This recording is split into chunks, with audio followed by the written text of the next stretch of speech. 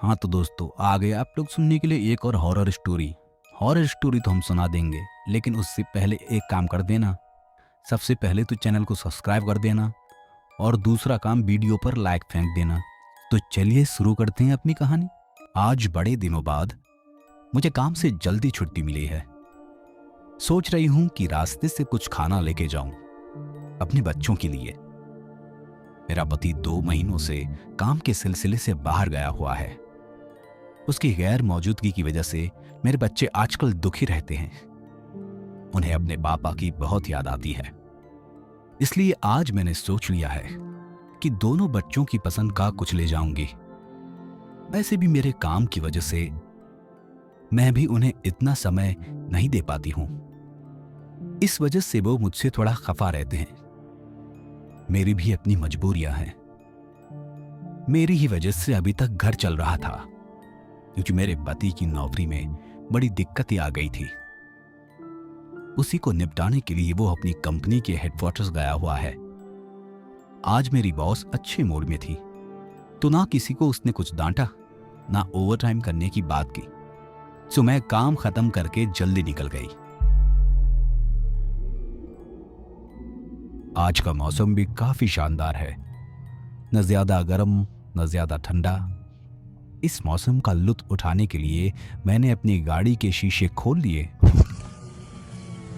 और एक दूसरे रास्ते पर गाड़ी मोड़ दी। अक्सर मेरे लेट आने की वजह से मैं सबसे छोटे रास्ते से आती हूँ, ताकि घर जल्दी पहुंच सकूं। आज मेरे पास समय है, तो इस मौसम का आनंद लेने के लिए मैंने नए रास्ते पर मोड़ दिया है। ये रास्ता जंगलों के बीच से निकलता है। पेड़ पौधे और कुछ जानवर रहते हैं उस जंगल में। सिर्फ 1 या 2 बार आई हूं मैं इस रास्ते पर, क्योंकि ये रास्ता सुनसान बहुत है।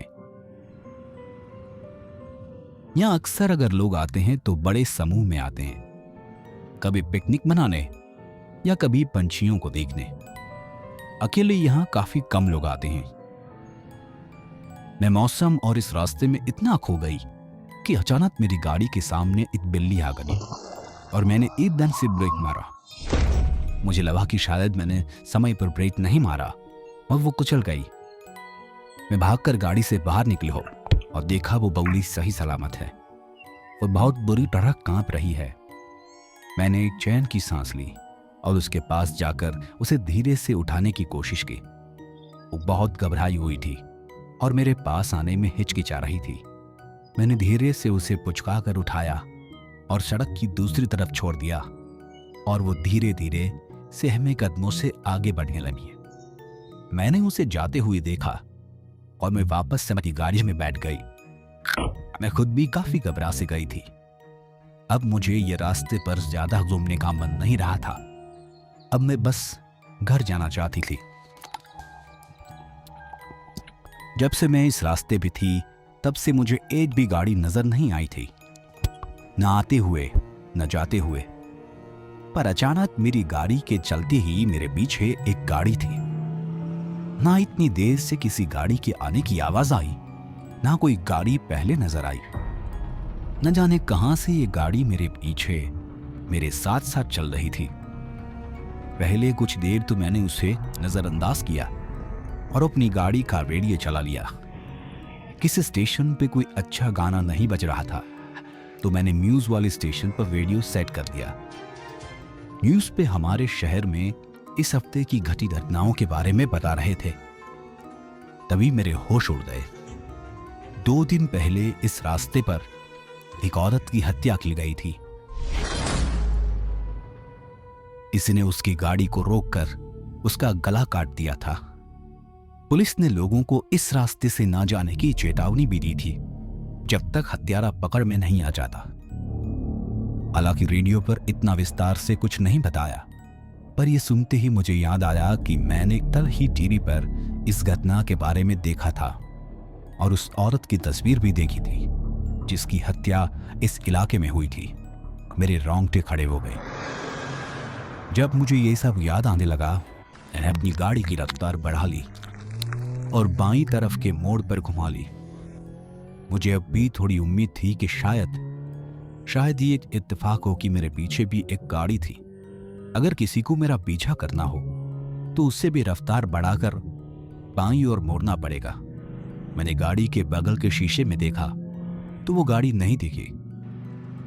मैं बस चैन की सांस लेने ही वाली थी कि अचानक उस गाड़ी ने भी मोड़ लिया और रफ्तार बढ़ाकर मेरे पीछे आने लगी।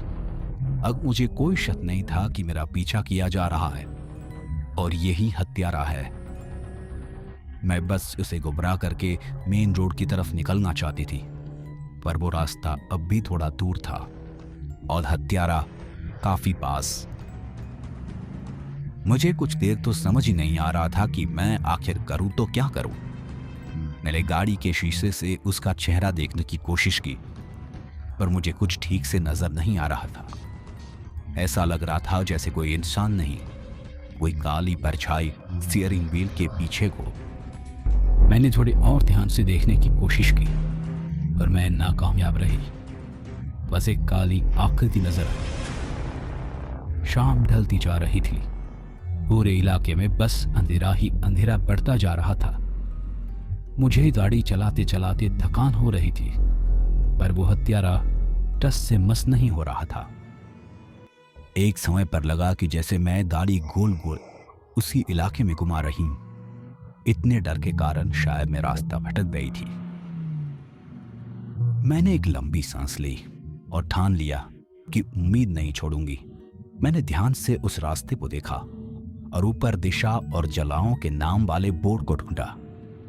2 मोड़ बाद एक बोर्ड था जिसमें पास के एक गांव के पुलिस स्टेशन की दिशा और दूरी लिखी हुई थी। उसकी दूरी मेन रोड की दूरी से कम थी। मैंने फौरन उस रास्ते पर गाड़ी घुमा ली। एक बार भी उस गाड़ी ने मेरा पीछा करना नहीं छोड़ा। मैंने ठान लिया कि आज बस मैं उस पुलिस स्टेशन तक पहुंच कर रहूंगी। मेरे आंसू अब भी बह रहे थे।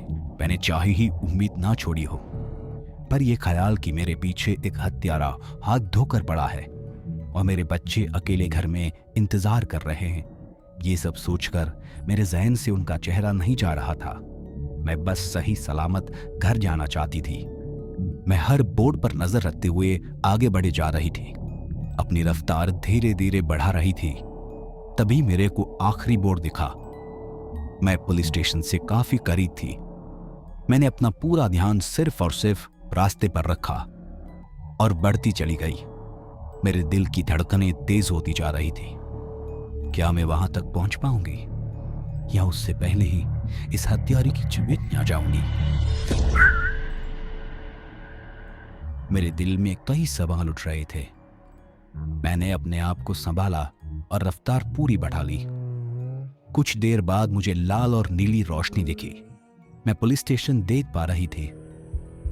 मुझे लगा कि हत्यारा पुलिस स्टेशन देखते ही गाड़ी घुमाकर भाग जाएगा, पर वो अब भी मेरे पीछे ही था। उतनी ही रफ्तार से बढ़ता जा रहा था। मैंने पुलिस स्टेशन के सामने आते ही जोर जोर से चिल्लाना शुरू किया। एक पुलिस वाले ने मुझे देखा और मेन गेट खोल दिया। उसके गेट खोलते ही मैंने गाड़ी अंदर भगाई और कहा कि हत्यारा मेरे पीछे ही है। वो पुलिस वाला फौरन भागकर सबको बुलाने लगा। मैं गाड़ी से उतरी और देखा कि पीछे वाली गाड़ी से एक औरत उतरी और मेरे पास चलकर आने लगी। उसकी शक्ल कुछ जानी पहचानी थी, पर इंसानी तो बिल्कुल नहीं थी। ऐसा लग रहा था जैसे कोई मुर्दा चल रहा हो। पूरे बदन पर गहरी चोट के निशान थे और आंखें खून सी लाल थी। मैं ये सब देखकर और ज्यादा घबरा गई। मुझे लगा कि शायद ये मुझे सबके सामने भी मार डालने की क्षमता रखती है। यही है जो मेरा पीछा कर रही थी। ये कहते हुए मैंने अपने कदम पीछे लिए। वो औरत मेरे सामने आ गई और कहा, हत्यारा मैं नहीं, वो है। ये कह के उसने मेरी पीछे वाली सीट की तरफ इशारा किया। मैंने कांपते हुए मेरी गाड़ी का पीछे वाला दरवाजा खोला और देखा एक आदमी चाकू लिए बैठा था। जब तुम उस बिल्ली को बचाने के लिए उतरी थी, तब ये आदमी तुम्हारी गाड़ी में चढ़ गया था। ये सुनते ही मेरी रूह कांप गई। यह औरत मेरा पीछा मुझे बचाने के लिए कर रही थी। अगर मुझे कुछ होता तो ये देख लेती। उसी डर से उस हत्यारे ने मुझे कुछ नहीं किया। मुझे पुलिस वालों के भागने की आवाज आई।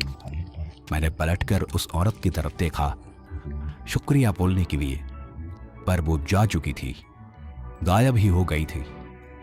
ना वहां गाड़ी थी, ना वो औरत। ऐसा लग रहा था जैसे हवा में गुम हो गई। पुलिस वालों ने मुझे हत्यारे को पकड़ने के लिए शुक्रिया कहा और मैं अपने घर चली गई, अपने बच्चों के पास। आखिरकार उन्हें गले लगाकर मुझे सुकून मिला। रात को मैंने वापस उस न्यूज़ को इंटरनेट पे ढूंढा। जैसे ही मैंने उस न्यूज़ को खोला, वैसे ही उसी औरत की तस्वीर मेरे सामने आई जिसकी हत्या हुई थी। ये वही औरत थी जिसने आज मेरी जान बचाई थी। तो दोस्तों, आज की कहानी में सिर्फ इतना ही। उम्मीद करता हूं कि ये कहानी आप सबको काफी पसंद आई होगी। अगर आपके पास भी कोई सच्ची ड्रामी कहानी है तो आप मुझे अपनी कहानियां मेरे इंस्टाग्राम अकाउंट पे शेयर कर सकते हैं। और हाँ, आप सब स्टोरी सुन लेते हैं लेकिन चैनल तो सब्सक्राइब नहीं करते यार, तो जल्दी से सब्सक्राइब कीजिए। वीडियो पसंद आए तो लाइक कीजिए, कमेंट कीजिए